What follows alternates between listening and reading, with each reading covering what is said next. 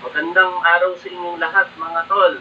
At nakakagulat ito pong gumising sa aking balita sapagkat ito naman ay nangyari sa ibang bansa pero malaki po ang maaaring maging epekto nito hindi lamang sa Pilipinas kundi sa buong mundo. Pinangka pong patayin ang ngayon ay kumakandidato at dating Pangulo na si Donald Trump. Tinamaan po siya sa muka, talagang naging sugatan. Meron tayong nakitang dugo doon po sa mga kumakalat na photograph. Pero ang maganda naman po dito, maayos po ang kanyang kalagayan. Pag-uusapan po natin ang mga detalye maya-maya at syempre, pag-usapan din po natin yung mga posibilidad na ganitong mangyari sa ating mahal na Pangulong Bongbong Marcos. Sa ngayon ay July 14, 2024. Naka-live po tayo sa Top 1 Charlie Facebook page at YouTube channel. Maraming salamat po sa patuloy po ninyong pagsuporta sa ating programa. Alam ko kaya po tayo nagkakasama-sama ay dahil kaisa ko po kayo sa pagtatanggol, sa pagtitiwala, pagmamahal at pananalangin para sa kaligtasan ng ating Pangulong Bongbong Marcos. Shoutout time muna tayo mga tol bago tayo dumako dito po sa ating pag-uusapang balita. Okay, sino-sino po ba ang mga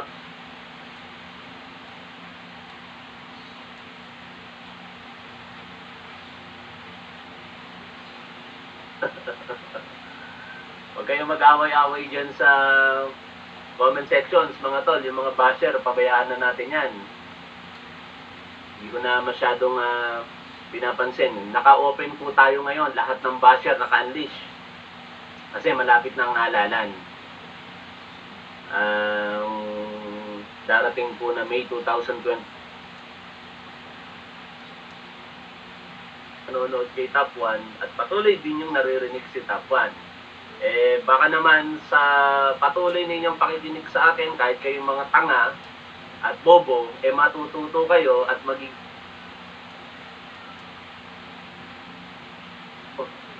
parang merong something within me na nasaktan. Kahit wala akong pakialam sa politika sa kanila, pero parang hindi yata tama. Panoorin at reaksyonan po natin maya-maya ito pong video na ito mga tol. Something that said, take a look what happened.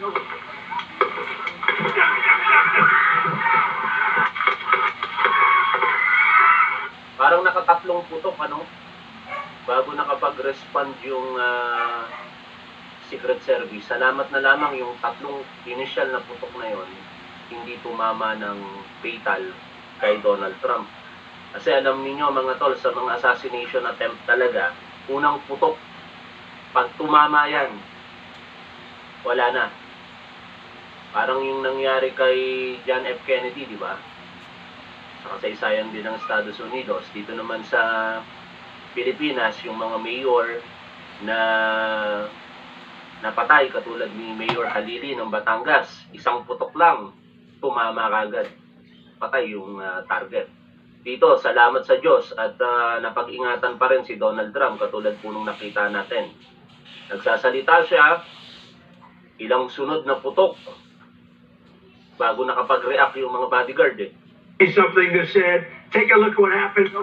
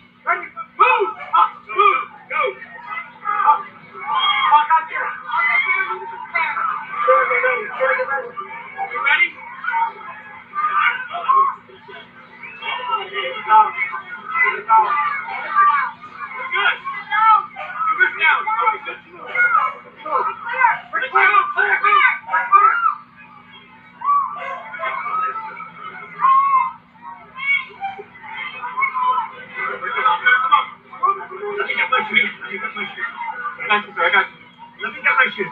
Hold on your head, boy. So we gotta go with the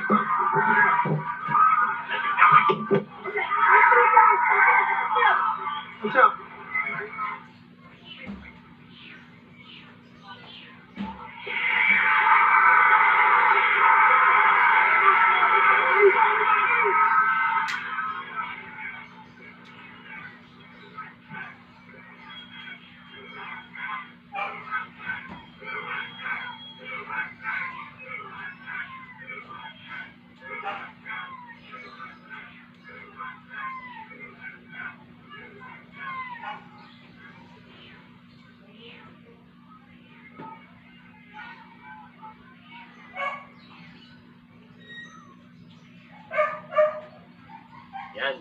salamat naman at ligtas si Donald Trump, ano? Kasi ang pagkakataon na ito, mga tol, naiisip din natin na maaaring mangyari sa sino mang presidente. Hindi lamang dito sa Pilipinas, kung hindi sa buong mundo. Kaya sa parte ng Pilipinas, dapat doble ingat po si Pangulong Bongbong Marcos.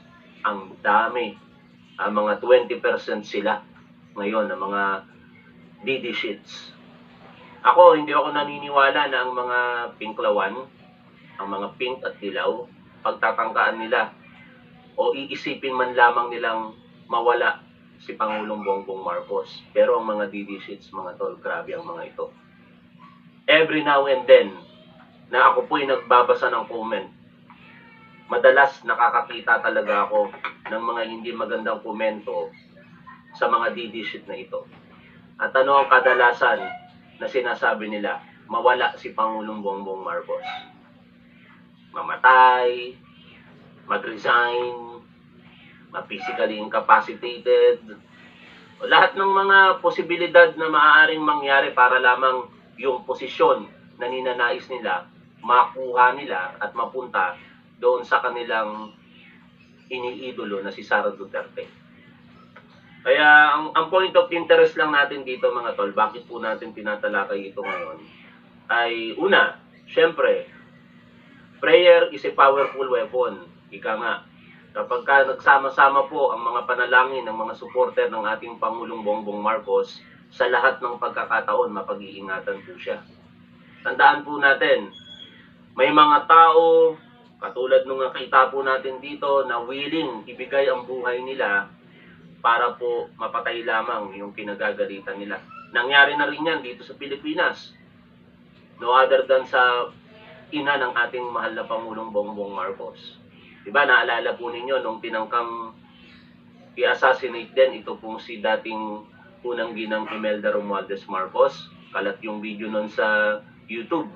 Merong isang individual na nasa attendance ng kanyang activity, tapos ang ginawa, yung kutsilyo nakalagay pala doon sa loob ng kanyang kasuotan.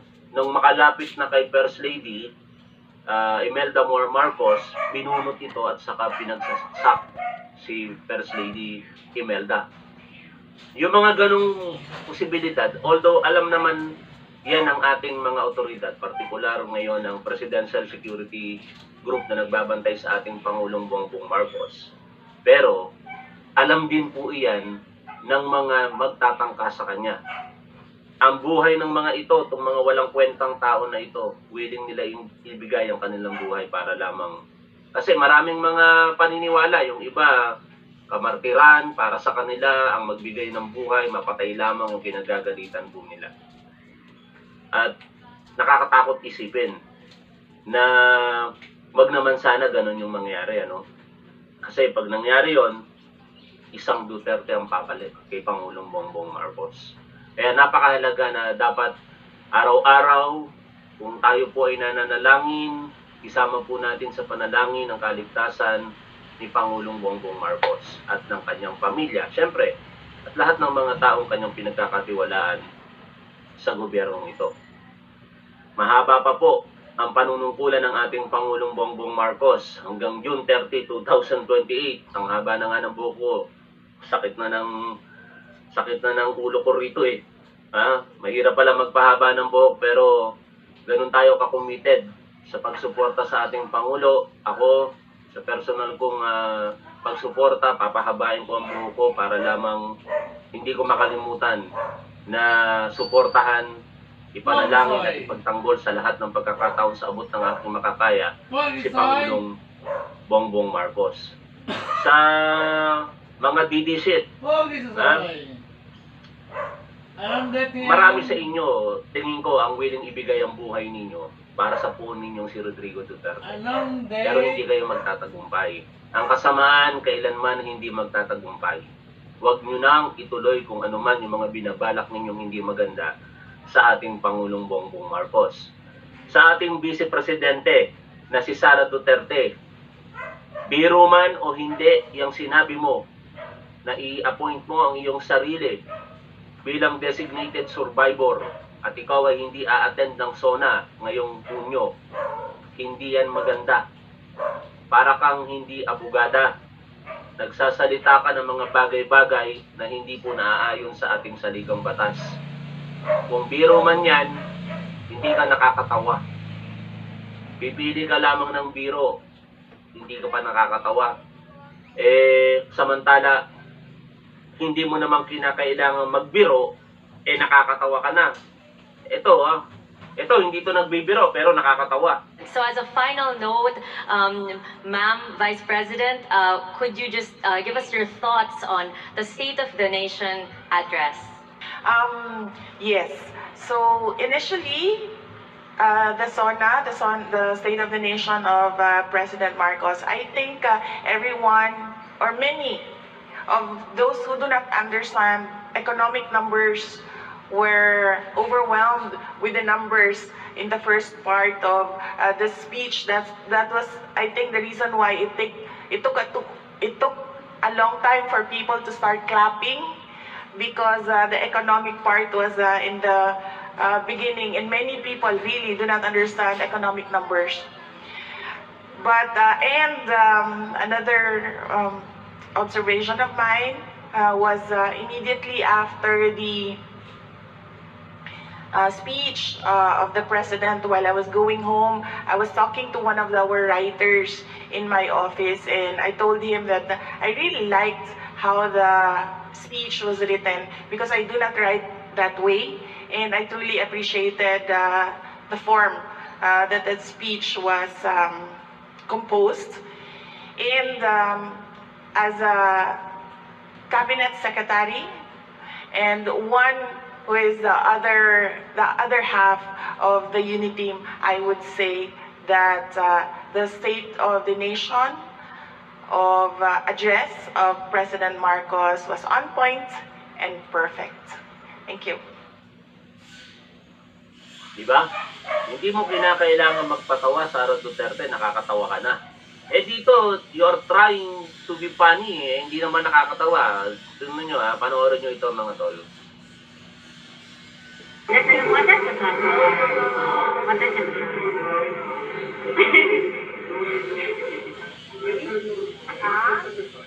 No, I will not attend the sauna. I am appointing myself as a designated survivor. Diba? Nagbibiro ka para magpatawa, para pag-usapan ka. Nakakatawa ba yan? Hindi nakakatawa yan, Sara Duterte. Mas nakakatawa yung pagiging itok-itok mo. No? Alam po ninyo, kaya napaka-baba talaga ng pagtingin ng karamihan dito kay Sara Duterte, lalong-lalo na isa pa ng mga abogado ito. Magsasalita ka ng mga bagay-bagay na wala naman sa konsepto ng ating batas. Ang designated survivor, ito naman ay napakinggan nyo na sa lahat ng mga pagkakataon na kayo nanonood ng balita marahil itong mga nakaraang oras at araw. Sinasabi po iyan na konsepto sa ibang bansa, partikular sa Estados Unidos, na in particular sa panahon ng ang mga matataas, ang opisyal ng gobyerno sa kanilang State of the Union address, sa atin SONA, nagsasama-sama po ito. At dahil nga po may potensyal na magkaroon ng catastrophic event, ay umanaw sabay-sabay ang mga tao na ito para magkaroon ng kasiguruhan na wag naman mangyari yung mga ganong pagkakataon. Meron pa rin mamumuno sa kanilang bansa, isang miyembro ng gabinete ang ihihiwalay at hindi isasama doon sa kanilang State of the Union address, at ito ay itatago sa isang secured location hanggang sa matapos yung pagtitipon. Ang pinaka-intention, siya yung mananatili, siya yung papalit at pansamantalang magiging pangulo habang gaganapin ang halalan para sa panibagong pangulo. Pero dito sa Pilipinas, wala pong ganyang konsepto. Kasi, diruin ninyo, hindi ko alam kung kamangmangan o kawalan ng katamaran, dahil nakapag-aral naman ng batas ito, naipasa niya ang kanyang bar examination, kaya alam na alam niya kung ano yung sinasabi ng ating 1987 Constitution, na by law of succession, ang Vice Presidente ang papalit sa pagkapangulo in the event na merong mangyaring hindi maganda sa Pangulo. Bakit niya kailangan sabihin i-designate niya ang kanyang sarili bilang ultimate o bilang designated survivor? Samantala, wag naman tayo nananalangin. Pagka may nangyari, di ba, siya ang vice presidente, hindi niya kailangan i-appoint bilang designated survivor ang kanyang sarili dahil siya, by law of succession, ang papalit sa pagkapangulo. Hindi man siya umaten dyan o umaten siya. Bakit niya kailangan sabihin yan? Para lang magpatawa? Hindi nakakatawa. Ngayon, kung gusto niyang pag-usapan siya, perhaps nagtagumpay siya. Kasi napag-uusapan siya hanggang ngayon. Pero yung pag-uusap ba sa kanya, nakakatulong sa kanyang political optics? Iba, hindi rin naman. Dahil negatibo Ang nagbobolahan na lang, mga kapwa nila DD shits. Ewan ko kung paano paliwanag ang ginagawa ngayon ng mga DD shit dyan sa pahayag na yan itong si Sara Duterte. Sa iba naman, tinitingnan ito bilang bail threat. Pero sa iba, mas marami, tinitingnan ito bilang pagpapatawa daw ng hindi nakakatawang vice presidente. Pero whatever, kung ano man ang reason behind that, kamangmangan po para sa aking pananaw ang mga pinagsasasabi na yan ni Sara Duterte. Kaya mahirap talaga na ma-ambush interview ito Pero hindi niya, pag na-ambush interview, sumasablay talaga sa pagsagot O ganyan ba ang ipapalit ninyong Pangulo sa ating Pangulong Bongbong Marcos? And I remember, tama natin to sa ating topic, merong isang doktor na nagngangalang Lorraine Badoy, ang napakaampalaya. Ako ba nakita yung kaya yung season ba yun? Dito. Ito, napakaampalaya ng doktor na ito, mga tol. Naturingan doktor. Pero ganito ang mga sinasabi. Sabi nitong si Lorraine Badoy, napakawalang hiya nito. As a doktor, ginamit pa yung kanyang profesyon, nakakahiya. Ano kaya masasabi dito ng mga kapwa niya doktor? Saka by the way, ano bang uri ng doktor itong si Lorraine Badoy? I am really worried about the mental condition of this president. The kind of decision-making skills that he has is compatible with what we heard about his substance abuse disorder. Anak ng teteng, Grabe talaga magsalita itong si Lorraine Badoy. Ano gusto mong palabasin? Si Pangulong Bongbong Marcos, gumagamit talaga ng illegal na droga, at dahil sa paggamit ng illegal na droga na yan, yung kanyang mga pagdidesisyon ay pamali-mali. Ganun ba, Lorraine Badoy? This is what a chronic substance abuse disorder does. It impairs your judgment, your decision-making, and your perspective of things. Dito sa parte na to, I agree kung pinag-uusapan natin, chronic substance abuse disorder. Pero, hindi ako agree na yan ay patungkol kay Pangulong Bongbong Marcos. It makes you paranoid, makes you depressed. Perhaps, meron kang dapat sabihan yan. At hindi si Pangulong Bongbong Marcos. Parang mas malapit pa nga niyan, sabihin mo ang mga katagana yan kay Rodrigo Duterte. Lorraine Badoy. What's going on in our country today is already abysmal. It's like a nightmare. Talaga? Nakakapagsalita ka nga ng maayos. Na-exercise niyo yung inyong karapatan sa malayang pamamahayag. Anak ng teteng na ito. Kung ganito nila itrato ang gobyernong ito. The commander-in-chief is abusive, arrogant, incompetent, and doesn't have any respect for them. Paano pa kaya nila i-describe si Rodrigo Duterte? Nasa harapan ng camera, magsasalita ng mga ganito. Di ba? Paano nila i-describe si Rodrigo Duterte na sa panahon ng kanyang panunungkulan since 2016 hanggang 2017 alone, 20,322 Pilipino perished. Sino ngayon ang abusive? Naku ng teteng na to. Sino ngayon ang arrogant? Mumurahin mo ang Diyos. Magkukwento ka sa harapan ng publiko na nung ikaw ay teenager pa lamang, pinasok mo ang kwarto ng iyong katulong, doon ay pinasok mo ang iyong kamay sa kanyang pribadong pag-aari at pumunta ka sa CR para gawin ang gusto mong gawin. Ha? Anak ng teteng na yan. Nag-iisip ka ba ng tama, Lorraine Badoy? Anong nangyayari sa utak mo, doktor ka pa man din? By the way, anong uri ba ng doktor itong si Lorraine Badoy? Kasi kung yung ibang naririnig ko, sabi nila dermatologist daw ito. Aba, kung dermatologist ka, parang wala ka naman yata sa posisyon para mag-conclude ng mga ganitong bagay. Sa bagay, napag-aralan mo pa rin naman kahit paano. Ngunit, isip-isip ka, Lorraine Badoy, kung sino yung sinasabihan mo. Kasi, kung ang pagbabasihan po namin ay yung ordinaryo na lamang, hindi natin kailangan maging doktor, hindi natin kailangan maging eksperto para malaman po natin ang isang tao na gumagamit po ng illegal na droga. There are indicators na makikita po natin sa isang taong gumagamit ng illegal na droga. At napakarami nga nito. Pero pag pinagsama-sama mo yan, possibly makukonclude natin na ang tao na ito ay addict. O ano yung mga indicators na ito? Unang-una, itsura.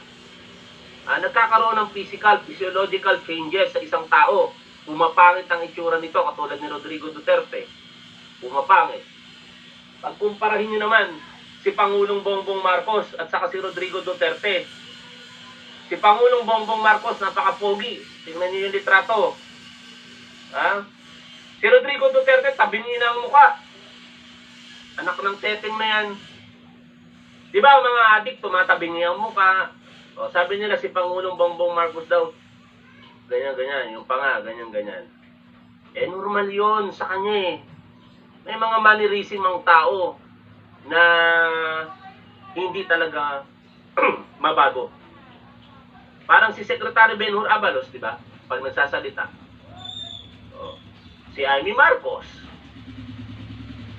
Sino pa ba yung may mga mannerism? Si Rodrigo Duterte, typical eh. Tingnan niyo yung mukha, tabingi. Ngayon, bakit ko sinasabi ito? Kasi grabe kayong manlait kay Pangulong Bongbong Marcos eh. Tapos bubuhatin niyo si Rodrigo Duterte, si Sara Duterte. Na ikukumpara tuloy namin ngayon.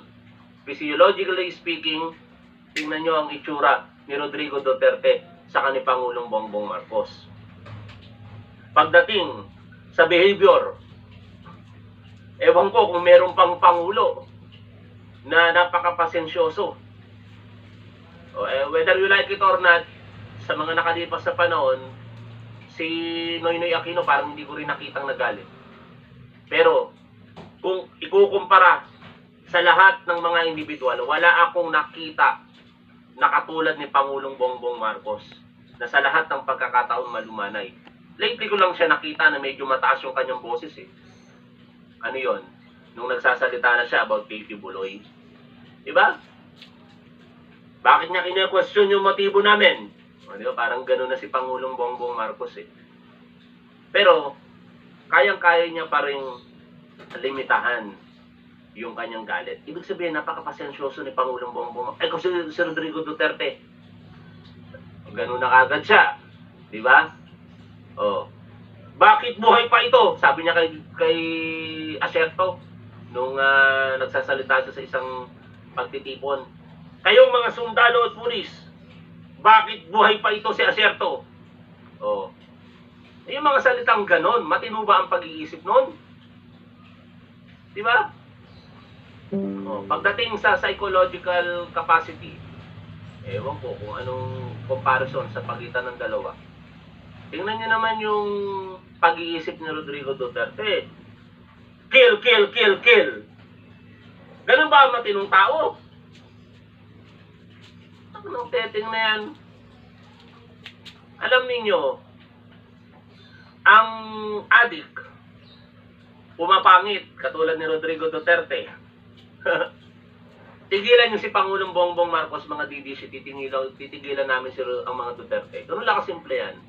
Kung ayaw ninyo na nakukumpara ang mga Duterte, tigilan nyo si Pangulong Bongbong Marcos. Kasi the moment na kinukumpara ninyo lagi, yung pinupuo ninyong mga Duterte kay Pangulong Bongbong Marcos, babalik lahat sa inyo ng mga sinasabi ninyo. Si Rodrigo Duterte, pumapangit, tingnan nyo ang itsura, kumpara kay Pangulong Bongbong Marcos. Sa pagsasalita, napaka walang kwenta magsalita ni Rodrigo Duterte kumpara kay Pangulong Bongbong Marcos.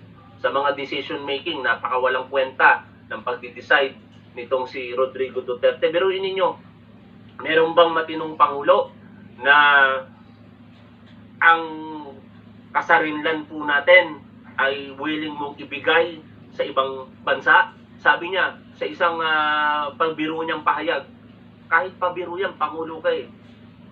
Ang mga sasambitin mo ay parang magiging polisiya. Gawin natin probinsya ang Pilipinas ng China. Anak ka ng teteng na yan. Mahal na mahal niyo si Rodrigo Duterte. Ganon magsalita. Meron bang matinong tao?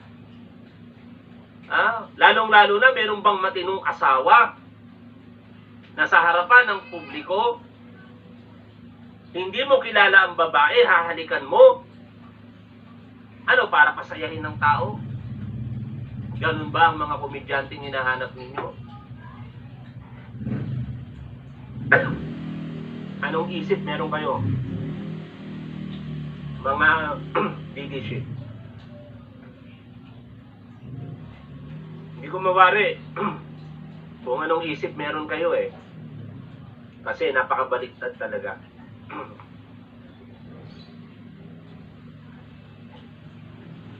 Napakabaliktad talaga ng utak ninyo mga leadership. Pero ninyo para sa inyo, kapag ka pumapatay ng tao, mabuti. Baliktad ang utak ninyo. Kapag ka nagmumura sa harapan ng publiko, kine-curse ang kapwa at ang Diyos, palakpakan kayo.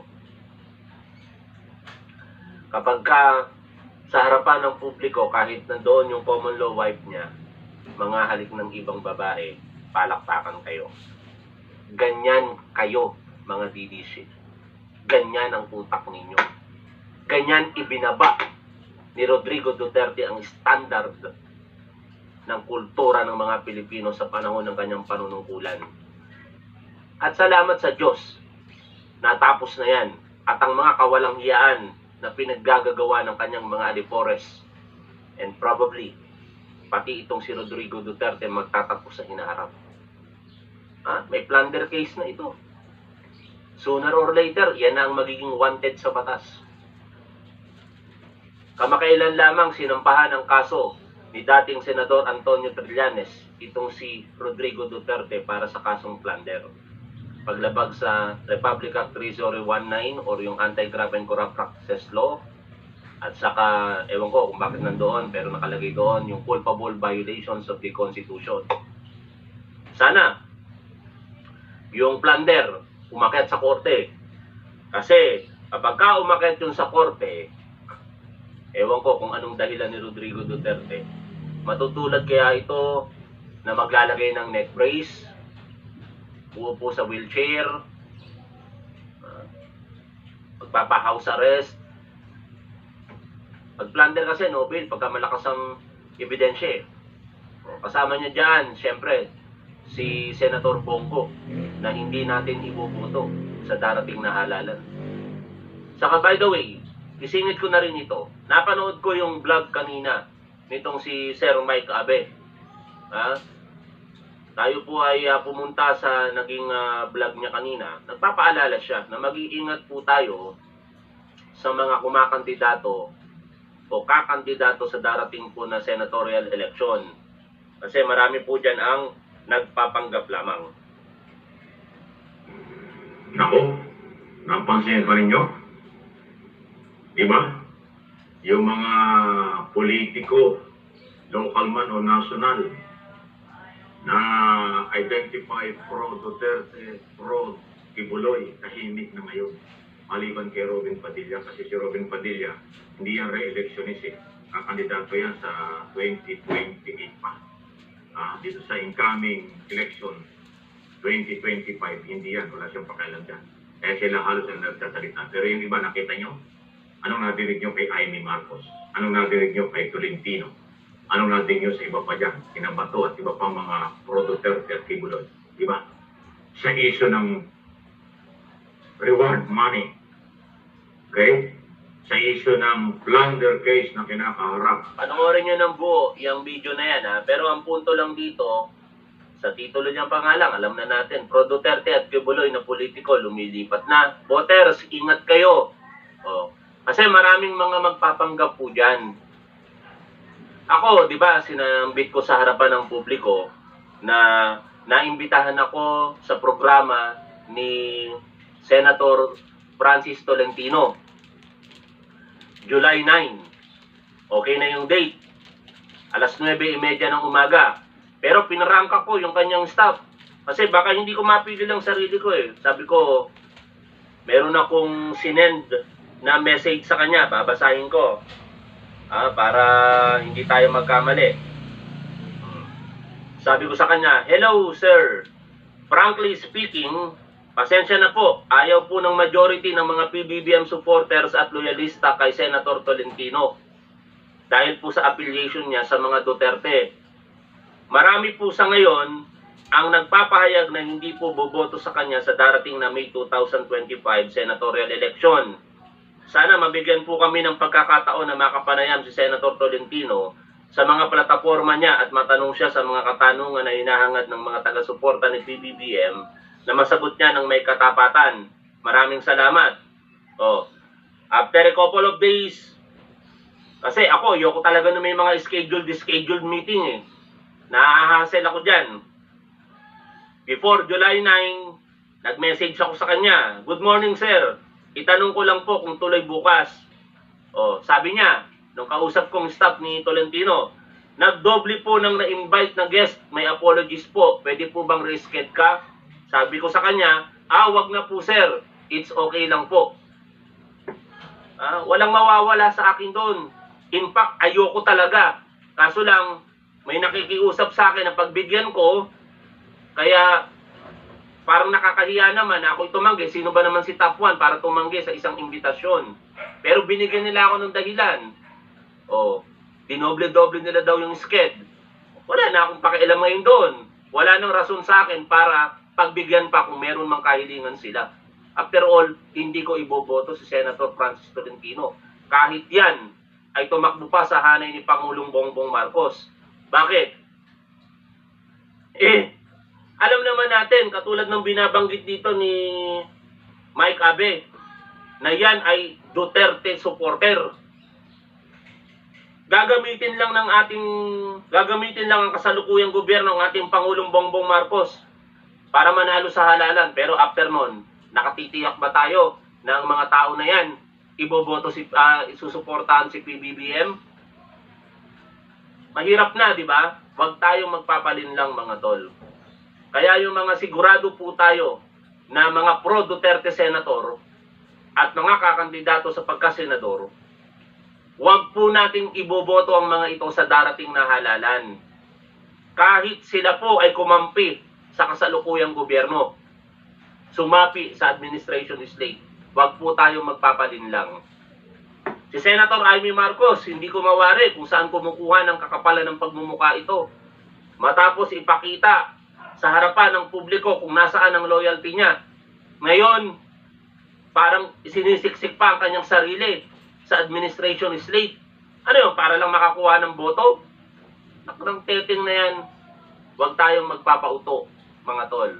Tama na nabudol tayo ni Sara Duterte noong 2022. Pero wag na po natin ulitin ang pagkakataon na yon. Dahil dito nakataya po ang kinabukasan ng ating mga anak at ng mga susunod na henerasyon. Wala na dapat Duterte na maupo po sa Malacanang. Dahil pag nangyari muli na isang Duterte ang maupo sa Malacanang, baka yung 20,000 napatay na mga Pilipino madoble pa o higit pa. Baka yung mga bilyong-bilyong piso na nawala sa kaban ng bayan. For example, sa Parmalidil, according kay former Senator Richard Gordon, approximately 11 billion pesos ang nawala sa kaban ng bayan dahil sa Parmalee deal. Alone pa lamang yun ng Duterte administration. Kaya huwag tayong magpapauto. Maraming salamat sa inyo mga tol.